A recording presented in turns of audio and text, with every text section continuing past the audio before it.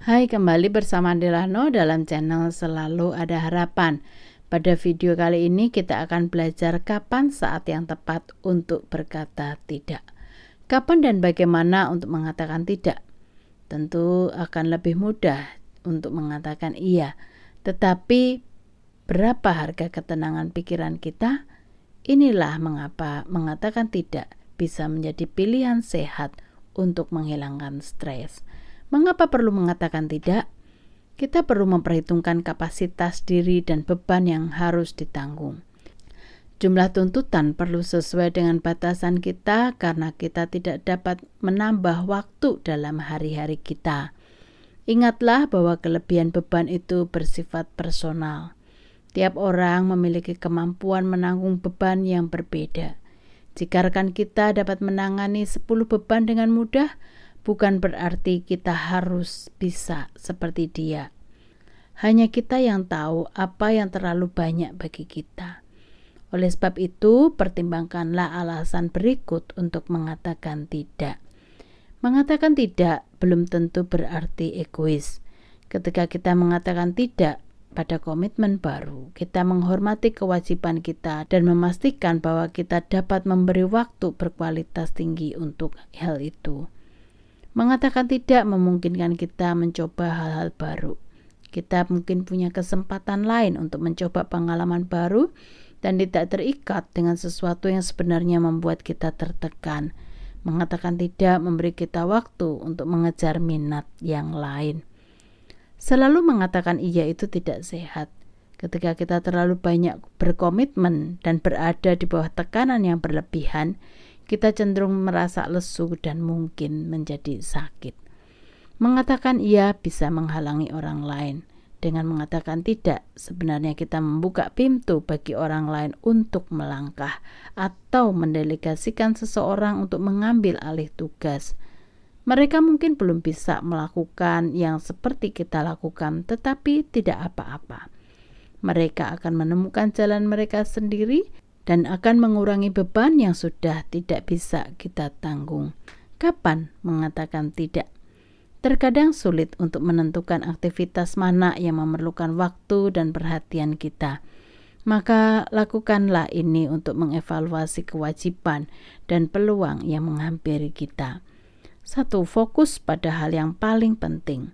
Periksa kewajiban dan prioritas kita sebelum membuat komitmen baru. Tanyakan pada diri apakah komitmen baru penting bagi kita. Jika dirasa sangat penting, lakukanlah. Jika tidak, lewati. 2. Pertimbangkan kemungkinan stres dalam berkata iya. Apakah aktivitas baru yang akan kita pertimbangkan dalam jangka waktu panjang atau pendek? Jangan katakan ya jika itu berarti stres tambahan dalam jangka waktu yang lama. Alternatifnya adalah cari cara untuk kita ikut. 3. Singkirkan rasa bersalah ataupun rasa sungkan.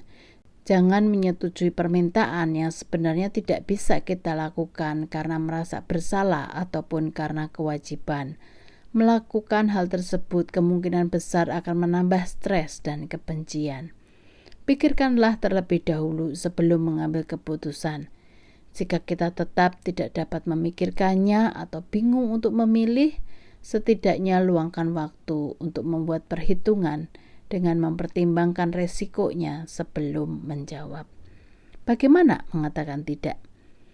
Kata tidak mungkin begitu sederhana untuk dikatakan, akan tetapi ada kalanya tidak akan semudah itu mengatakannya.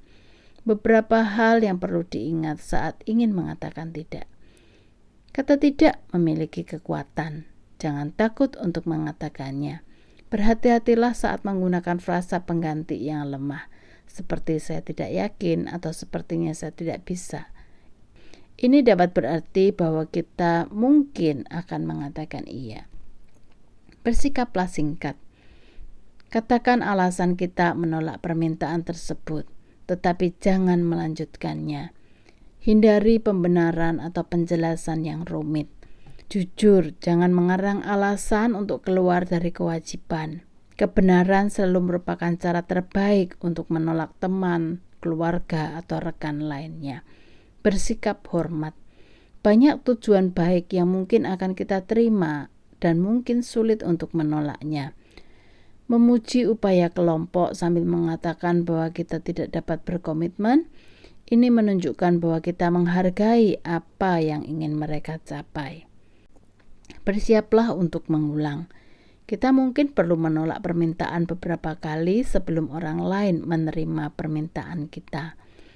Jika itu terjadi, kita perlu mengulangi dengan tenang jawaban tidak kita, dengan atau tanpa alasan awal kita sesuai kebutuhan. Mengatakan tidak akan mudah jika kita terbiasa mengatakan iya. Akan tetapi belajar untuk mengatakan tidak adalah bagian penting dari menyederhanakan hidup kita dan mengelola stres kita. Dengan latihan, kita mungkin akan lebih mudah mengatakan tidak. Oke, sampai di sini video kali ini. Salam dari Delano dan ingat selalu ada harapan.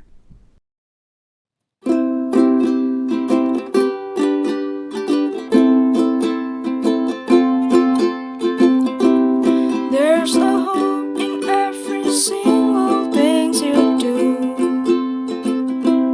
There's a hope in every single thing I do. So don't give up and face all things in front of you. Just pray and do your best in every single thing you do. Even if you face the stormy